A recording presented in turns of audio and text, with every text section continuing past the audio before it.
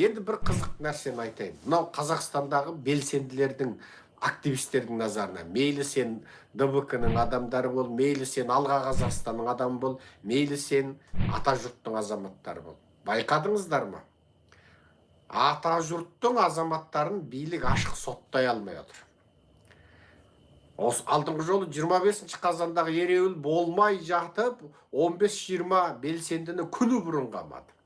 Ал дәл сол 25 қазанда Гүлдария Шеризат қызын және Гүлдария Шеризат қызының туысқаны ата жұрттың мүшесін таңғы сағат 5-тен бәленбай 5-6 көлік таңғы сағат 5-тен есігінің алдын аңдып ең соңында тұтқындады. Күндіз аяқтағанда жіберді. Енді қараңыздар. Мен бір нәрсені айтам. Қытай геноциді тақырыбы әлемдік тақырып. Қытай геноциді тақырыбы. Қытайда нақақ қамалған қазақтар тақырыбы әлемдік тақырып. Ата жұртқа Тақайдың шамасы жетпей отырған себебі не? Осы геноцид тақырыбын әлемге жеткізген бренд болғандықтан. 90-95% бүкіл дәлел фактіні жеткізген ата жұрт болғандықтан, олар ата жұртқа тиісуден шошып отыр. Оның айқын дәлел бізді ұстап ары қарай соттай алмай, біздің өзімізді жаңағы қысқасы ауыздарына тығып тұрып жұта алмай құсты былайша айтқанда.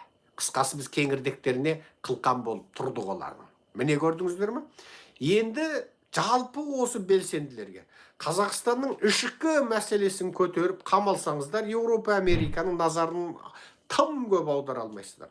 Сондықтан мен сіздерге бір тақырыпты ұсынам. Яғни Қазақстандағы ДБК-ның белсенділері, Алға Қазақстанның белсенділері ата жұрттың азаматтарымен бірге отырып, Қытайда нақақ қамалған Оспан Батырдың үш немересін, Қытайда нақақ қамалып отырған біздің телерадионың журналистерін, докторларымызды, ғалымдарымызды, Қытайда нақақ қамалып отырған Қазақстан Республикасының толыққанды азаматы Әлімнұр Тұрғанбайды көтеріңіздер.